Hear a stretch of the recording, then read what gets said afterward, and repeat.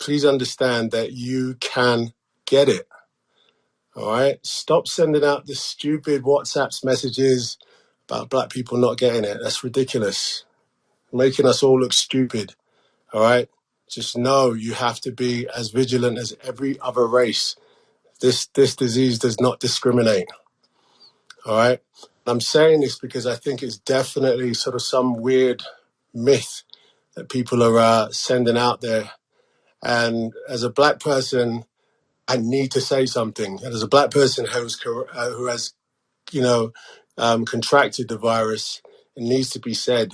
Stop sending that out. It's dumb, silly, and it's going to get more people sick. Okay? That was actor Idris Elba on social media talking about the false claims online, saying that black people cannot contract the coronavirus, COVID-19. He's living proof that you can. And we're on Facebook Live and Twitter with our post show, continuing our discussion about the coronavirus pandemic on communities of color.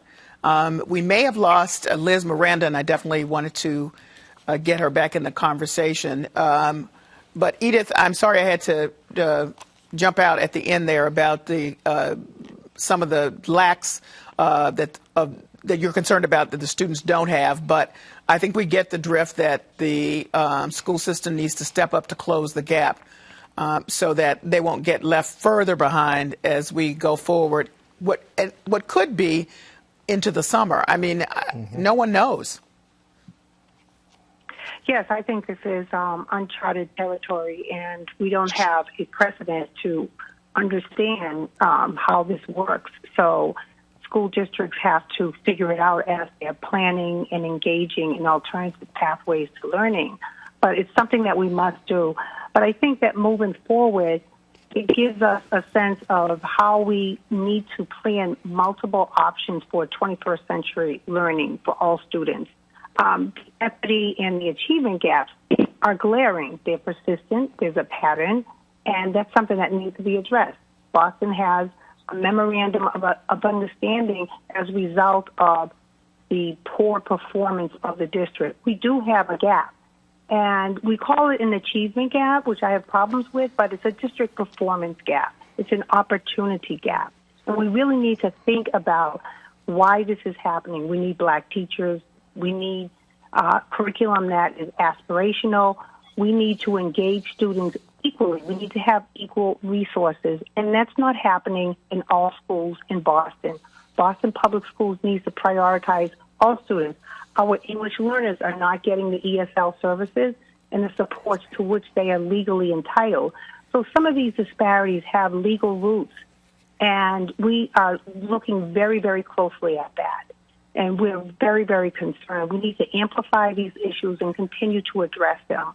The district really needs to give guidance to parents in terms of what is happening in the homes. We need to partner with community agencies.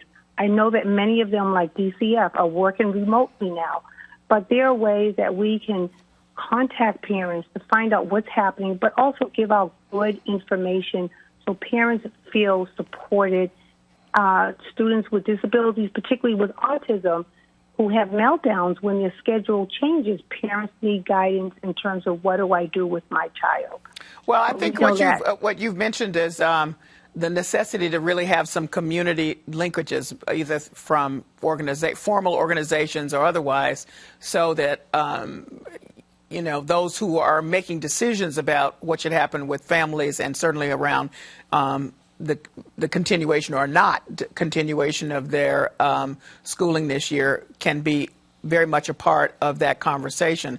And I'm thinking about this in terms of, Dr. Lee, in terms of the health resources, because something that Congresswoman Ayanna Pressley brought up this week is that there's not been so far in the planning, congressional planning, what may or may not be in the bills that can help. There's been too much focus on hospitals and not enough on community centers, where most people who are in communities of color would go first, or certainly would feel at least some trust in that way. And she's been pushing that whatever comes out either federally, certainly, and then connecting with the folks here locally, that community centers be much more a part of that discussion. Can you weigh in on that? Absolutely. I think it's so great that she made that comment, because I think that, of course, understandably, everyone's concerned about sort of what's happening with our medical systems, and are we making sure people have access to the appropriate care and testing and all of that, because we just don't know how big this is going to get. But absolutely, the community piece is crucial. We also need to be planning for what is kind of getting eroded while we're in this period of social distancing, and while so much is happening and so many families, especially under-resourced families, are being impacted. And how are we going to help communities recover, both, sort of to stem the damage now in the short term, but over the long term, what are we coming back to once everyone sort of is coming out on the other side of this? And, one point I will make of something that I do think is very encouraging from sort of being in the mental health field is, I think one thing that has had to happen very rapidly is sort of this big push, both statewide and nationally, to cover, telehealth services, both, of course, for medical services, but also for mental and behavioral health services, so that, our most vulnerable, meaning our elderly and our youth, are not losing access to critical mental health services during this incredibly stressful time, when kids are out of school, when they aren't, interacting with peers, when they're out of their usual routines, when parents are home or having to go to work. That I think that all of the expansion that has happened, and joining with the insurance companies and, state and federal mandates to make sure that people are having access to the care they need, I think is critical, but also a really positive thing that is kind of coming out of this crisis of showing like, hey, insurance companies need to be providing opportunities for families to access care this way. And because there's sort of a necessity to expand care naturally through this technology, how do we help still people get the care that they need? So I'm actually very encouraged on that piece, because I think that's one thing that also is going to help us have some sense of community while we're still working through all of this. And Phillip, what we know is that we're seeing some layoffs in the hospitality sector, and that is driven by folks of color. That's right. And so, and a lot of them didn't start off really, even with those jobs, having, the kind of insurance that some people may have at their jobs. So, community health centers are actually a resource that just can't even be expressed about how important it would be then to be able to access that and have some support from both the federal government and state government. Oh, that's right, Kelly. I think community health centers are just like a small part of what will be impacted. I mean, I was thinking earlier today, as you said, about the hospitality sector. About 13% of employees in hospitality nationwide are African American, representing in many ways the population, reflecting the population of African Americans in the United States. And they are, when they're laid off, they're laid off. There's very little provisions for sick time. Many of these people will be impacted by, for example, the NAACP convention, long anticipated, is coming to Boston, or at least we hope.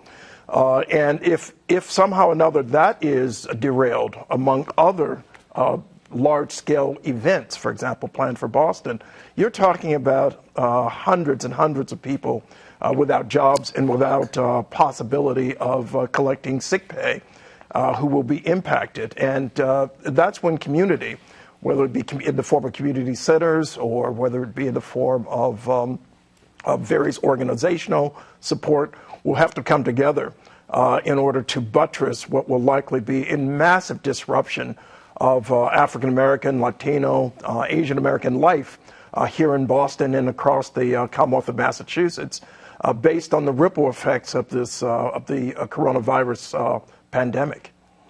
So let me ask each of you what you would. Nobody has a crystal ball, and believe me, I watch all those briefings by the governor, by the mayor, and by the president and the task force, and everybody's trying to figure out which way to go and what to do.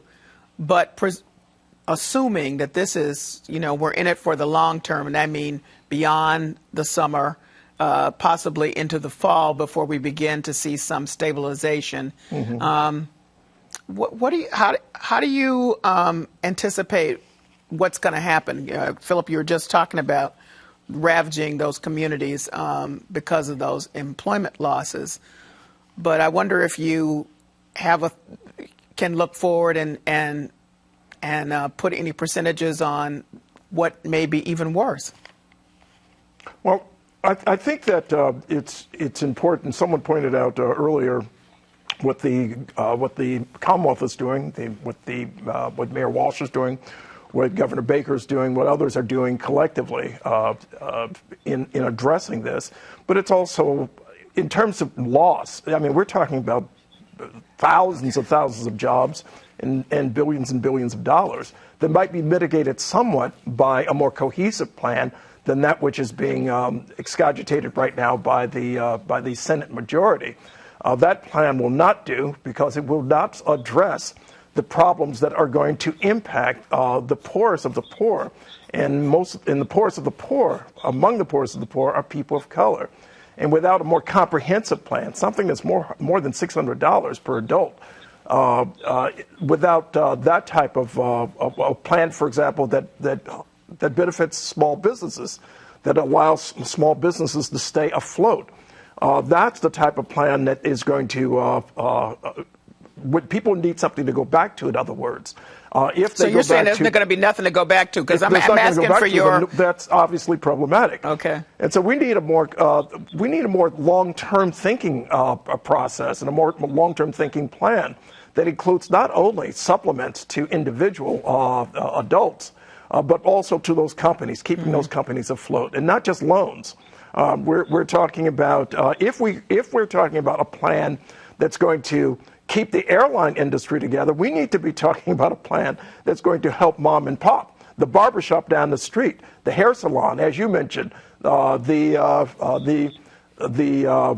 braid shop, the small business insurance firm down the street that's owned by a Black or Latino or Asian American family. That's the type of funding that's needed in order to keep this thing together. So, Edith, what's your prediction? It hadn't sounded too good from what you've had to say about the lack of resources, but if we look down the road to the fall. Well, I think we need to envision a different model, a new model of education, given the current challenges and the current reality. We need not react. We need to be proactive and preventative and planful, and think about, in these times, in this moment, what we're experiencing.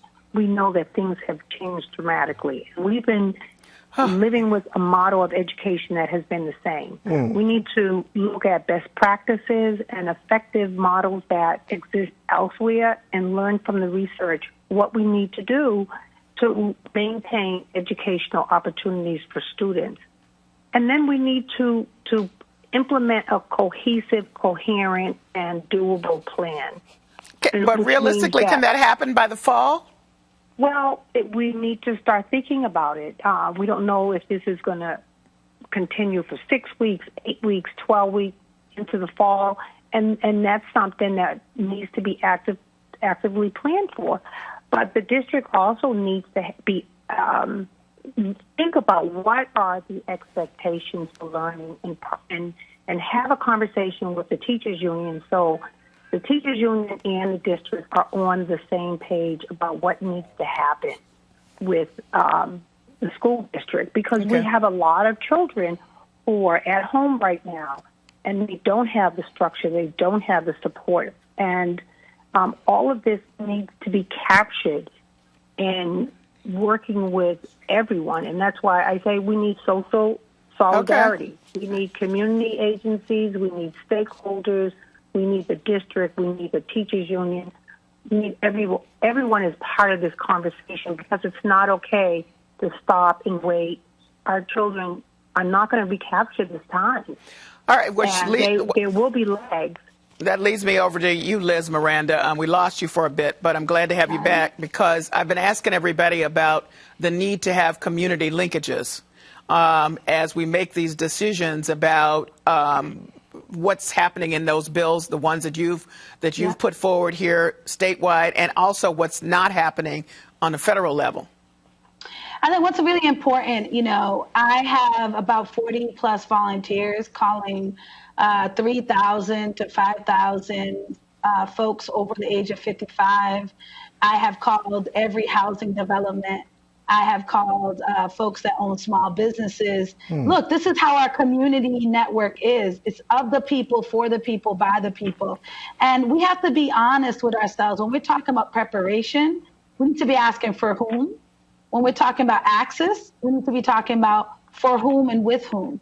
One of the challenges that this COVID-19 has done is elevated for the rest of the Commonwealth. Understand that this is how a majority of our Commonwealth is living. These are folks that are underinsured, or folks are not providing the right type of care. We have folks that are underemployed and unemployed, already 20% in the 5th Suffolk District. We have folks that speak over 100 languages. When we're putting information out there, whether it's from healthcare providers or political entities and politicians like myself, we need to understand that not everyone can read. Earlier, folks were talking about computer access. The digital divide still exists. Many of the students that are in public schools, particularly in Boston public schools, we have 4,000 plus homeless students. We have 54,000 students. 80% are low to moderate income or even deep poverty level. So what we have is our community. The strength and the vitality and the resiliency is really in the power of the people. It's in our churches. It's in our community organizations. It's in hallways of buildings where there are 40 to 60 apartments. So I don't think we get to giving people what they need unless we go back to the source. Well and that's stated. why I'm committing. That's why I'm committing tomorrow to walk the blocks with the mayor and his chiefs, to go door to door to say to people, what do you need? How can I help you? And just be a listening ear. Well stated. When we lost you, Liz, I had asked other people on the panel about the importance of community health centers. Congresswoman Ayanna Pressley had raised this, saying that there's too much emphasis on hospitals and that endpoint, but yet communities of color, community health centers are vitally important. I'd like you to weigh in on that. So in my district, I have 3 community health centers. I have Bowdoin Street Health Center, I have Upham's Corner Health Center, and Dot House Health. I actually had to provide sanitizer for one of my biggest health centers. Our community is walking to the health center. They're giving great care there. And if we don't invest in them, we're missing the mark. Our hospitals are the best in the world. But if you ask any doctor in an emergency room right now in Boston, they will tell you they don't have the equipment, they don't have the infrastructure, they don't have the beds. They're already busy. Nurses and doctors are working 24 hours around the clock. I think this is really elevated for our community and our country, how fragile we really are. This is the wealthiest country in the world. And therefore, we're begging construction sites for goggles and masks. And that's insane. And I think really we're going back to sort of the racism from number 45. Most of this stuff is made in China. And Chinese companies, Taiwan has pledged to help us. If it wasn't for the global influx of folks trying to say they can help us, we'd be in worse shape. And I think we really need to acknowledge the community health centers and the community nonprofits. We haven't even talked about that tonight. The Greater Boston Food Bank. You have Project Bread. We have the Boys and Girls Clubs and YMCAs and Boston Centers for Youth and Families. These are really the bread and butter of our communities, and we need to treat them better and invest better. All right. We have a Facebook question, which is, how do you avoid misinformation about COVID-19? What would be some of your suggestions? I think you go to reliable sources. I think. Well, not everybody knows what a reliable source is. I think you're absolutely right, and I think sometimes you have to go to tried but true. And as much skepticism as folks might have about traditional media organizations, you're better off going to traditional media organizations than you are to go to a site that peddles conspiracies, and quite a few do. And so, in that sense, the Boston Globe, Bay State Banner, WGBH, New York Times, the various networks, NBC, as much as a lot of that information reflects, if you will, an upper class. Yeah, or because some would the say, point was made that a lot of that stuff has a paywall, Sure. so people can't get past it. Sure. I also want to note that all across not Twitter, everything has a paywall. all across Twitter, you're not assessing.